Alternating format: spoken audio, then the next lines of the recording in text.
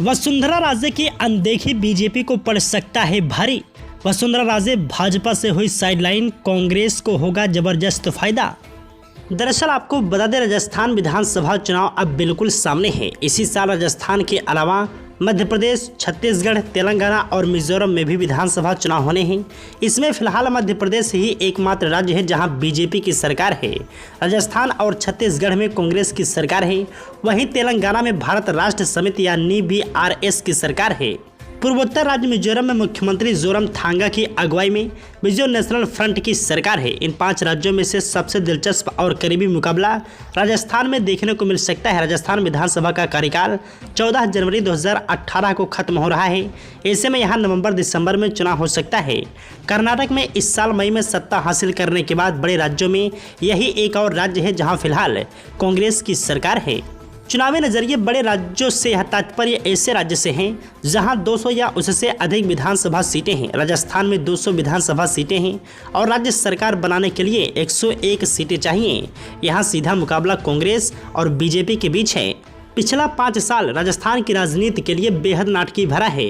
इस दौरान चाहे सत्ताधारी कांग्रेस हो या फिर बीजेपी, दोनों ही दलों में उथल पुथल देखने को मिला है। अब जब विधानसभा चुनाव दहलीज पर है तो कांग्रेस और बीजेपी अपनी अपनी रणनीतियों को अमली जामा देने में जुटी हैं।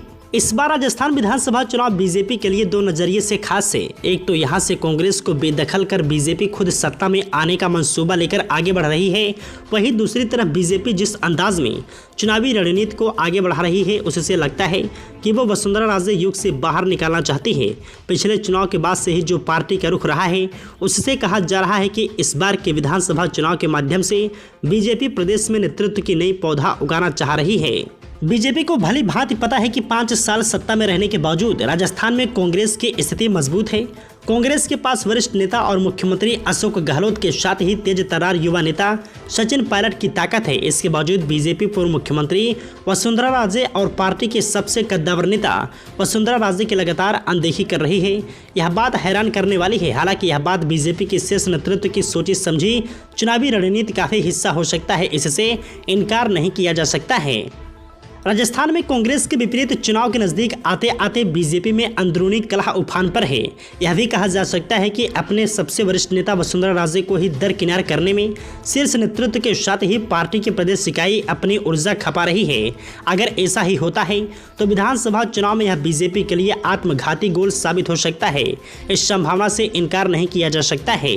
बीजेपी के शीर्ष नेतृत्व से अब तक के रवैये से यह करीब करीब स्पष्ट हो गया है कि पार्टी मुख्यमंत्री पद के लिए चेहरे के ऐलान के बिना ही आगामी विधानसभा चुनाव में जोर आजमाइश करने वाली है। दरअसल राजस्थान में वसुंधरा राजे की अनदेखी का सिलसिला 2019 के लोकसभा चुनाव से ही शुरू हो गया था। 2018 के विधानसभा चुनाव में तत्कालीन मुख्यमंत्री वसुंधरा राजे पार्टी को सत्ता में बरकरार नहीं रख पा रही थी। उसी का खामियाजा था कि विधानसभा चुनाव के 4 महीने बाद ही हुए लोकसभा चुनाव में बीजेपी के शीर्ष नेतृत्व से वसुंधरा राजे को कोई खास तवज्जो नहीं मिली थी। उस वक्त से शुरू हुआ यह सिलसिला लगातार जारी रहा। दरअसल राजस्थान में बीजेपी के स्थानीय नेताओं में सब कुछ ठीक नहीं है। वहां बीजेपी मोटे तौर पर 3 खेमों में बटी नजर आ रही है।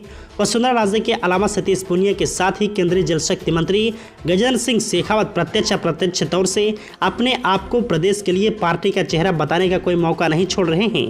सतीश पूनिया को वसुंधरा राजे का धुर विरोधी माना जाता है।